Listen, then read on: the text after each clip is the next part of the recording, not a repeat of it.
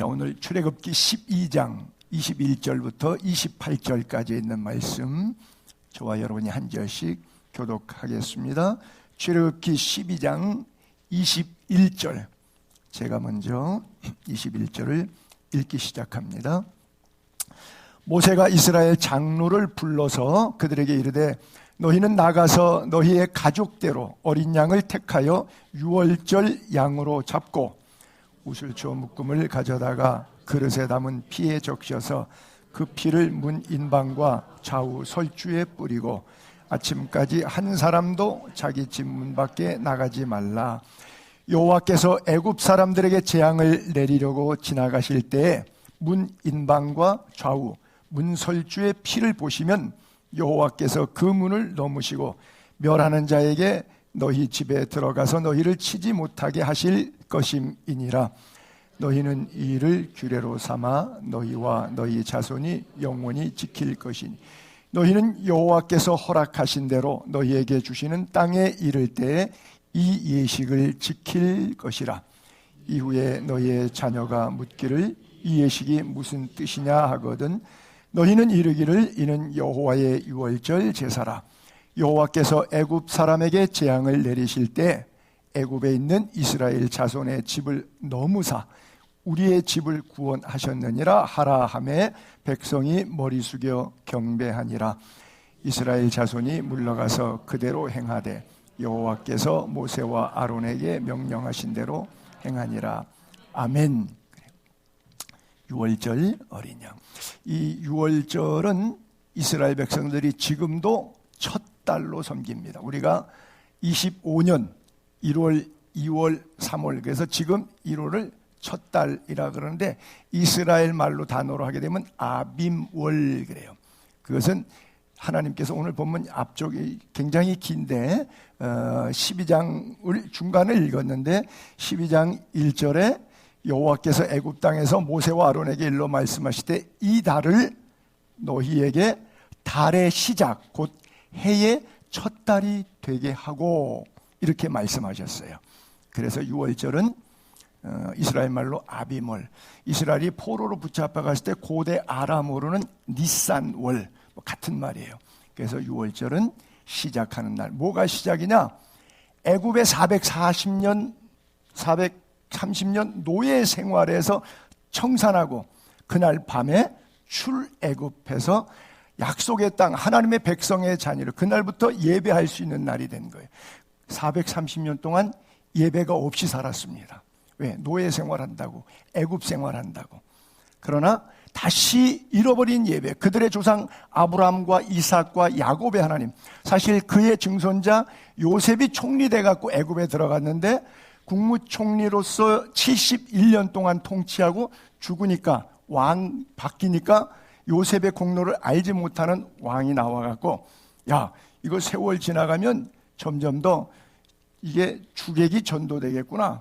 그래서 남자아이 죽이고 또 그나마 살아있는 사람 학대하고 이러니까 백성들이 부르짖어서 하나님 살려주세요.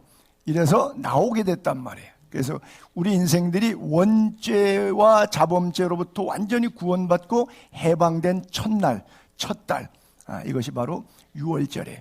그런데 우리가 힘이 있어서 된 게 아니라 어린 양 피를 통해서 됐듯이 예수 그리스도의 구속의 메시지가 이 속에 담겨 있어서 이 말씀을 듣는 가운데 유월절 어린 양 대신 예수 그리스도의 십자가의 보혈의 은혜와 능력이 들려지는 말씀 속에 여러분들의 영혼과 육체에 임하고 가정의 핏뿌림을 통해서 하나님의 온전한 구원과 보호하심의 역사를 받게 되기를 주님의 이름으로 축복합니다. 그래요. 그래서 유월절이라고 하는 것은 넘을 유자, 건널 월자, 마디 절자. 그래서 죽음의 사자가 피 뿌렸더니 이렇게 패스 오버, 넘어갔다. 이러는 말이에요. 6월절 그러니까 모르는 사람이 6월달인 줄 알고 6월달이 아니고 패스 오버, 위로 건너서 넘어갔다. 그래서 원어의 그리스 사람들은 이걸 파스카라고 하는데 파스카라고 하는 단어는 무슨 단어와 동일하게 쓰냐면 부활절. 그래서 저쪽 라틴 쪽에 또 그리스 쪽에 이 히브리 헬라 이쪽 사람들은 유월절이라는 단어가 파스카라고 하는 단어를 쓰는데 정확하게 부활절이에요. 그렇잖아요. 예. 부활절이 뭐예요? 죽었다가 다시 산 거잖아요. 실제는 내가 죽어야 되는데 내가 안 죽고 핏부름을 통해서 살았단 말이에요. 예, 부활한 것처럼. 그래서 유월절의 은혜라 그래요. 이 유월의 은혜가 이 말씀을 듣는 가운데 여러분 속에 꼭 있게 되기를 바랍니다. 애굽 왕이 히브리 산파 십부라 또 부하 이런 사람에게 너희는 히브리 여자들이 애 낳을 때 아들 낳으면 다 죽여버리고 딸이면 그냥 살려라. 그리고 아들이 태어나면 나일강에 다 던져서 수장시켜버리고 딸이면 살려두라 그랬죠. 근데 하나님의 뜻 가운데 모세가 석 달 동안 살려두는데 결국 바로의 왕궁에서 그가 자라게 되죠. 근데 하나님의 섭리는 알 수 없는 것이 40년 동안 바로의 왕자로서의 살아가는 삶 속에서 괜찮은 때에는 하나님이 안 쓰셔요, 모세를. 그리고 그를 살인자로 만들어서 미디안 광야 나가서 광야에서 고생한 다음에 그 다음에 하나님을 만나게 만들었어요. 그래서 하나님께서 때가 차서 40년 이후에 모세를 고향으로 선교사로 파송하셨습니다. 모세가 애굽에서 태어났잖아요. 갈대상자도 나일강성에 있었잖아요. 그런데 하나님께서 거기서 어느 날 하루아침에 죽어야 될 운명이 왕자 됐다가 살인자 돼가지고 추방당해서 염소똥, 개똥 치듯이 양똥 뒤쫓아 다니다가 40년 그러고 나이가 80 다 늙었을 때 하나님께서 이제 내가 너를 선교사로 파송하노라. 고향 마을에 가서 네가 사역을 해서 지도자가 돼서 이스라엘 백성들을 구원해 와라. 떨기나무 가운데서 음성 듣고 그가 선교사로 갔어요. 그리고 그들을 구원하기 시작하는데 그 강팍한 바울을 깨는데 10가지 재앙 9번까지 해도 안 무너졌는데 마지막 10번째 재앙에서는 무너지는데 바로 그것이 유월절 어린 양과 연관되는 거죠. 그 밤에 여호와께서 애굽 땅에서 모든 처음 난 것 곧 왕에 앉은 바로의 장자부터 옥에 갇힌 사람 장자까지와 가축에 처음 난 것을 다 치셨다. 아니 사람만 집집마다 왕의 아들 첫 알부터 시작해서 모든 백성이 다 죽었는데 심지어 짐승도 첫 새끼는 죽였대요. 글쎄요. 왜 그러셨는지 하나님 나라 가면 묻고 싶어요. 뭐 짐승들이 뭔 죄가 있는지 하나님께서 어떤 재난의 상징적인 메시지를 플러스 알파의 재앙이라는 느낌을 주기 위해서 그들의 장자의 생명만 뺏은 게 아니라 어떤 재물의 상징적인 경제의 어떤 축복의 통로라고 생각하는 첫 재물까지 하나님께서 전부 없애버리셨어요. 30절에 그 밤에 바로와 그 모든 신하와 모든 애굽 사람이 일어나고 애굽에 큰 부르짖음이 있었으니 이는 그 나라에 죽임을 당하지 아니하는 집이 하나도 없었음이니라. 여기 밤중에 밤에라고 하는 단어가 나오는데 이게 메시 니흐다라고 써 있는데 영어 성경을 보니까 미드나잇이라고 해놨더라고요. 이게 메시 니흐다라고 하는 거 그냥 영어 그대로인데 한국 시간으로 하게 되면 밤 12시를 우리가 미드나잇이라 그래요. 그러니까 아마 죽음의 사자가 밤에 그랬는데 시간으로 말하면 밤 12시에 죽음의 그림자가 하나님께서 여호와의 멸하는 자의 명령에 의해서 전부 집회 검은 흙으로 왜 홍해 그 쉽게 영화 보게 되면 그 장면 기억나시죠? 왜 검은 연기가 이렇게 싹 스물스물하더니 온 마을을 도시를 다 덮어버리니까 여기저기서 사람 죽었다고 비명소리가 막 터져 나오죠. 누가 연출을 잘 했는데요. 어쨌든 그와 유사한 형태로 그 밤 12시를 기점으로 해서 1분 1초 안에 다 죽어버렸어요. 장자들은 짐승까지. 그러니 사람이 자다가 죽었으니 여기저기서 소리 지르고 뭐 아들 이름 부르고 죽은 아들 부르고 뭐 또 그 아들이 남편이었으면 그 집의 남편이었으면 그 남편도 죽은 거죠. 그러면 남편도 첫 아들, 그 손주도 첫 것. 그랬으면 집에서 3대가 다 죽은 집도 있는 거예요. 왜? 첫 것이니까 다.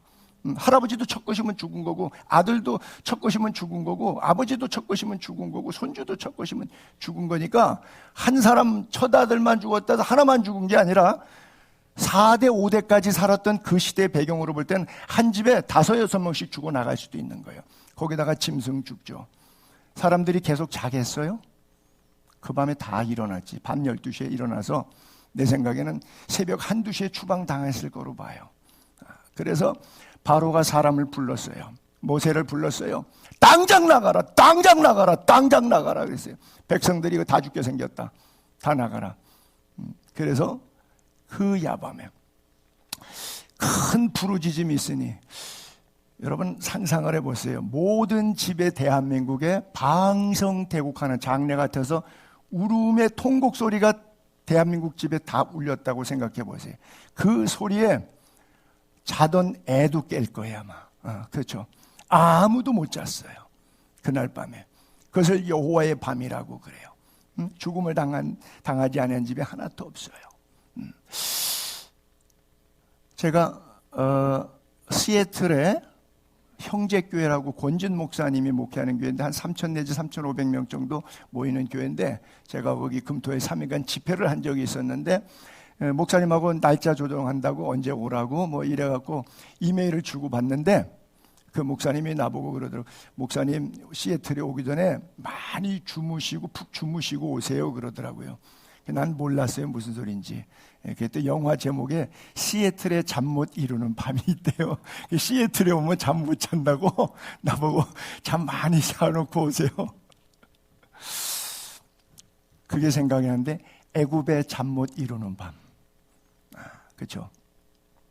아마 이스라엘 사람들은 아무도 안 죽었으니까 평안히 다 잘 잤을 텐데 그래도 소리 때문에 못 잤을 것 같아요.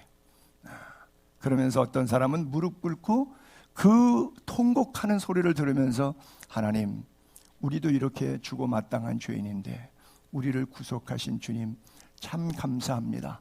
무릎 꿇고 촛불 켜놓고 눈물 흘리며 감사의 예배를 드리는 그런 성도도 없지 않아 있지 않았을까 생각을 해보아요. 그래요. 바로의 강팍함 9번씩이나 변개하면서 그가 최대의 강팍을 보였지만 결국 무너졌어요. 미드나잇 그날 밤에 우리가 그래서 제사를 지내는 여러분들 가운데 예수 안 믿을 때 제사 지낸 분들이 있지만 제사를 언제 지내요? 자시의 제사를 지내죠. 뭐 영시가 뭐죠? 이날과 저날 사이에 귀신이 멤버 체인지 임무 교대하다 보니까 잠시 비었어. 그러니까 그 귀신이 빈 시간에 얼른 빨리 제사 드린다 그래갖고 자시에 드리는 거 아니겠어요? 귀신한테 제사하면서 귀신이 교대하는 빈 시간에 제사인데 어쨌든 이 이스라엘 백성들을 구원한 밤이 바로 그 밤이고 또 오히려 멸망받은 애굽의 백성들의 밤은 같은 그날 밤이에요. 이것을 성경은 여호와의 밤이다 이렇게 표현했는데 430년이 끝나는 그날 여호와의 군대가 다 애굽 땅에서 나왔. 이 밤은 그들이 애굽 땅에서 인도해 내심으로 말미암아 여호와 앞에 지킬 것이라. 이 밤이 뭐예요? 여호와의 밤이다. 저는 그래서 이것을 하나님의 특별한 은총의 밤이다. 애굽 사람들은 멸망당하는 진멸의 밤이고 심판의 밤이지만 구원받은 이스라엘 백성들에게는 은총의 밤이고 축복의 밤이고 자유가 시작되는 은혜의 밤. 그래서 똑같은 여호와의 밤인데 이 밤에 하나님의 결정은 역사를 바꾸어 내시는 겁니다. 그래서 우리 모두에게도 이 6월절의 밤, 여호와의 밤으로 은총의 밤으로 승화되는 은혜와 복을 모두가 받게 되기를 바랍니다. 그래서 저주스러웠던 고통스러웠던 내 인생 가운데 정말 겪고 싶지 않았던 이런 어둠의 밤들이 하나님의 은혜의 밤으로 6월절 어린 양의 희생을 통한 온전한 구원의 역사가 여러분들의 삶의 현장에 나타나길 주님의 이름으로 축복합니다. 그래서 문제의 핵심은 예수 그리스도의 피처럼 유월절 어린 양의 피가 있는 집이냐 아니냐 하는 차이예요. 예를 들어서 이렇게 상상을 해봅시다. 이스라엘 사람인데도 그리고 안 믿어. 근데 피를 안 발랐어. 그럼 이스라엘 가정이라도 죽었겠어요? 안 죽었겠어요? 죽었죠. 반대로 생각해 봅시다. 애굽 사람인데도 피를 발랐어요. 죽었을까요? 안 죽었을까요? 살았어요. 왜? 어디에 증거가 있냐면 성경에 그들이 출애굽했을 때에 수많은 장정들이 거기 나와 이스라엘 자손이 람셋을 지나 숫곳에 이르니 유아 외에 보행하는 자가 60만 가량이요 수많은 잡족과 양과 소와 심이 많은 가축이 그들과 함께 출애굽했다고 써 있거든요. 여기 이스라엘 백성뿐 아니라 누가 따라갔느냐? 출애굽했을 때 잡족들이 따라갔다 그래요. 잡족들. 이스라엘 백성이 아닌 자들도 따라갔어요. 비록 그들의 삶은 비루한 잡족이라고 성경에 기록된 인생이었지만 여호와의 밤에 은혜 안에 들어왔어요. 무엇을 믿었기 때문에? 전능하신 하나님의 도우심의 손길이 유월절 어린 양을 통해서 구원하실 것이라는 믿음이 있었기 때문에 그걸 발랐죠. 믿음이 없으면 발랐겠어요? 그렇죠? 이스라엘 백성도 안 바르면 죽은 것이고, 그렇죠? 교회 다녀도 지옥 갈 것이고, 그렇죠? 그러나 하나님의 말씀을 믿은 사람은 무당의 아들 가운데서도 예수 믿고 구원받고 목사된 사람들도 부지기수로 있거든요. 그렇죠? 스님이 하나님의 은혜 가운데 예수 믿는 사람, 모슬렘 가운데 예수 믿는 사람들도 많이 나와요. 그래서 나는 중요한 것이 예수의 피가 내 안에 있는가, 우리 가정에 예수의 피뿌림이 있는가, 이게 중요해요. 그래서 피를 뿌렸다 그랬는데 우슬초라고 하는 잎사구 갖다가 우슬초 풀 같은 거 그거를 잘라서 잎사구들을 이렇게 묶어가지고 그거를 피에다가 적셔서 문 프레임 위아래 좌우 설주와 인방에다가 뿌린 거예요. 제가 그리스에서 23년 살았잖아요. 그래서 개업식, 개학식, 뭐 오프닝 세로머니 하는 거 많이 갔잖아요. 내가 거기서 애들 길렀으니까 애들 개학식마다 가보고 그러면은 예배를 항상 드리는데 정교회 사제가 와갖고 예배를 드리고 나서 꼭 마지막 파이널로 하는 것이 우슬초에다가 성수, 피는 아니고 성수를 이렇게 대야에다가 물을 죽인 다음에 회중사에다가 뿌려요. 새 건물이면 건물에다가 뿌리고 새로 차를 샀다는데 차에다가 뿌리고 계약할 땐 애들한테 뿌리니까 어떤 애들은 그거 맞겠다고 막 앞으로 달려나오고요.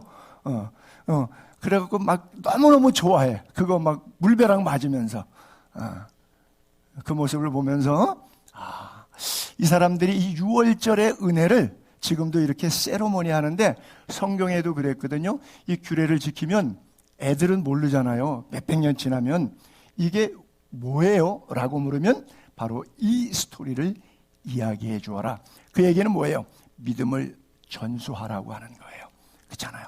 나는 여러분들이 조상적부터 예수 믿어서 저처럼 뭐 아버님이 목사였으니까 이렇게 믿은 사람들 자체도 복이 있지만 나로부터 시작된 믿음이라고 그러면 내가 아브라함이 되세요. 믿음의 조상이 되세요. 그리고 내가 모세가 되시는 거예요.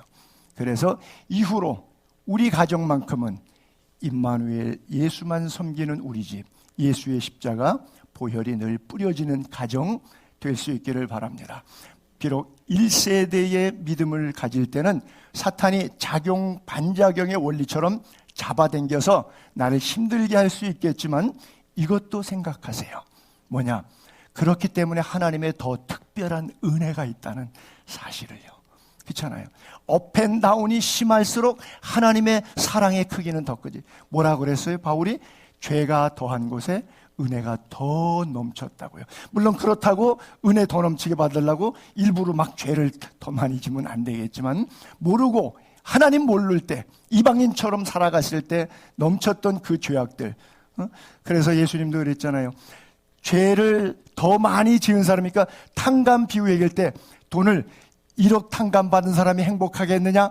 100만 원 탕감 받은 사람이 행복하겠느냐? 당연히 1억 탕감 받은 사람이 더 행복하지 않겠느냐 말씀하셨던 것처럼 1세대가 비록 믿음의 계보를 이은 다른 세대보다는 본인 자신은 더 힘들지 몰라도 이 세상에서 감당치 못할 시험 당함을 허락하지 아니하시는 하나님께서 능히 피할 은혜, 피할 길을 베푸셔서 더 큰 은혜 가운데 우리의 삶을 믿음의 승리자로 세워주실 줄로 믿습니다. 그래요. 그래서 여러분들의 가슴 속에 예수의 핏뿌림이 늘 살아있게 되기를 바랍니다. 모세를 통해서 출애굽해서 석 달째 시내산에 갑니다. 그리고 거기서 1년 동안 머물면서 40일 40일 두 번 십계명 받아오고 하라 248가지의 계명과 하지 말라 365가지의 계명 합해서 613가지의 율법을 받아 그게 모세 오경입니다.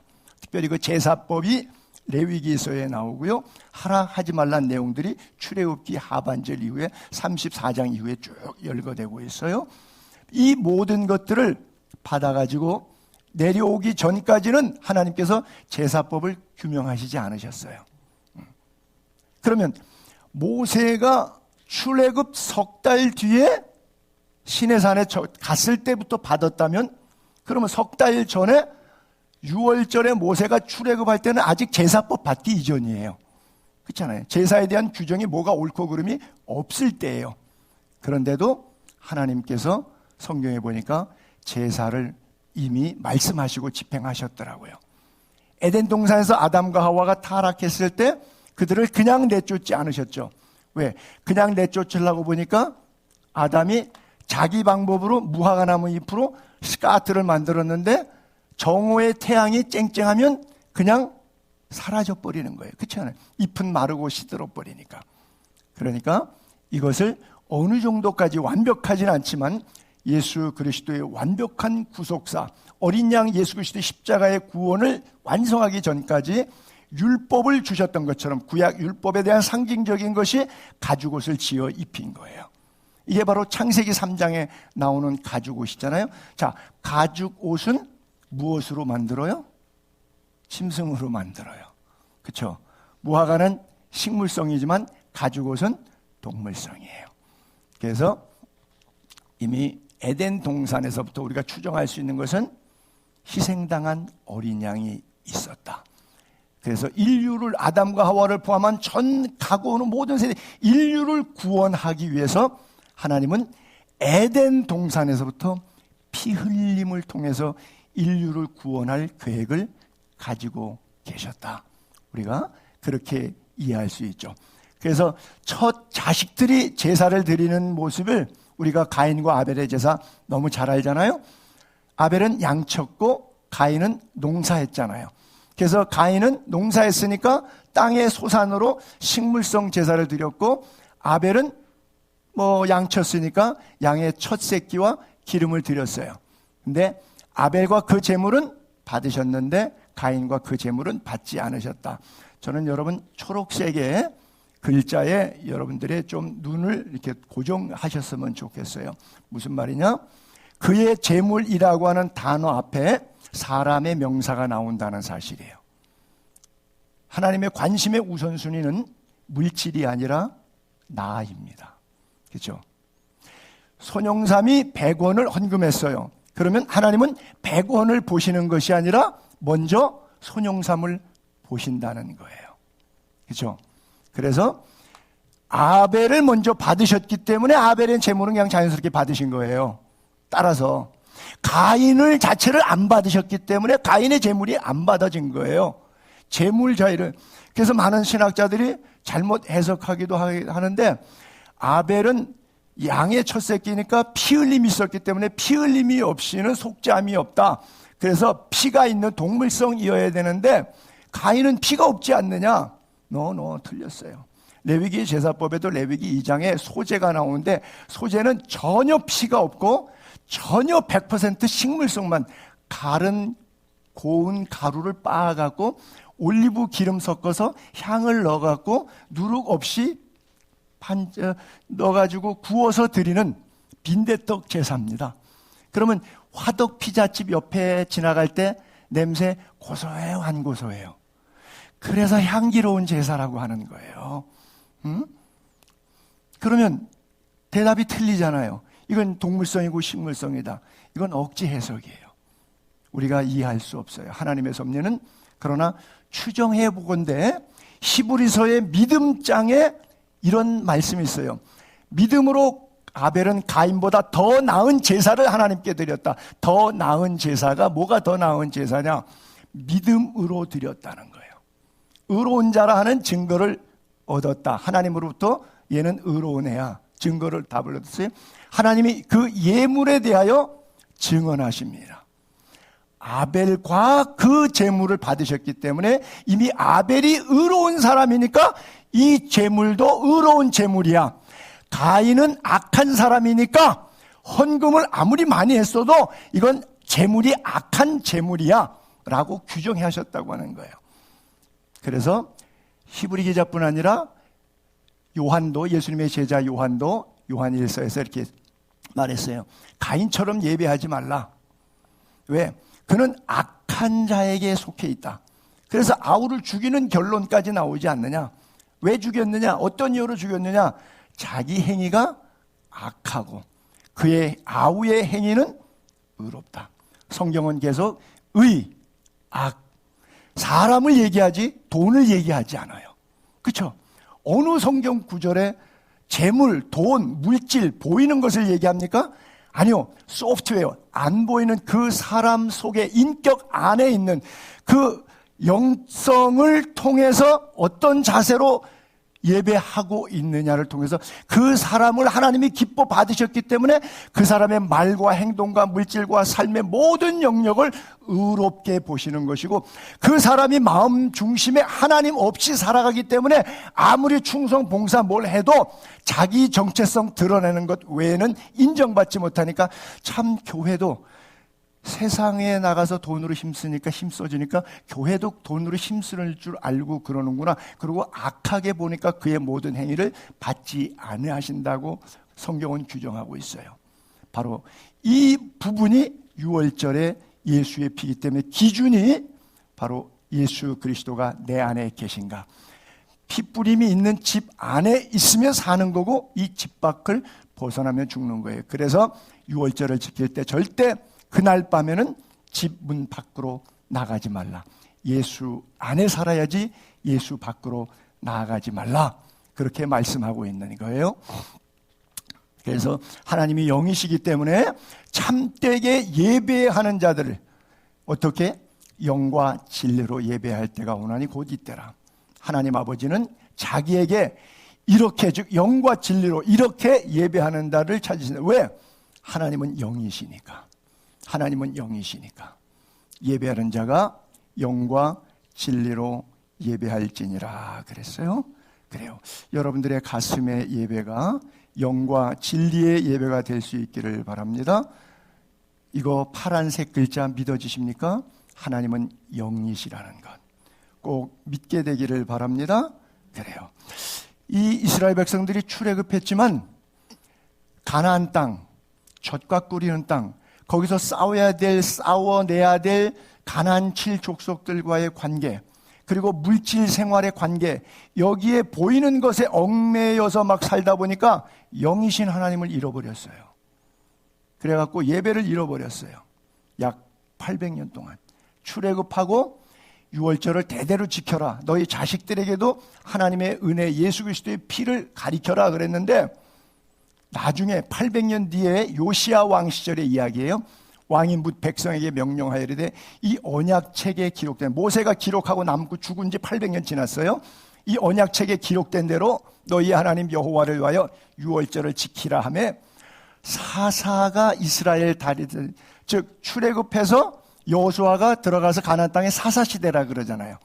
사사시대부터 이스라엘의 여러 왕, 사울왕, 다윗왕, 솔로몬왕 그리고 여러 시대, 유대왕의 여러 시대 이렇게 유월절을 지킨 일이 없었더니 요시야 왕 18째 해에 왕에 등극한 지 18째 해에 예루살렘에서 여호와 앞에 이 유월절을 지켰더라. 그러니까 계산해 보니까 약 800년이에요. 80년이 아니라.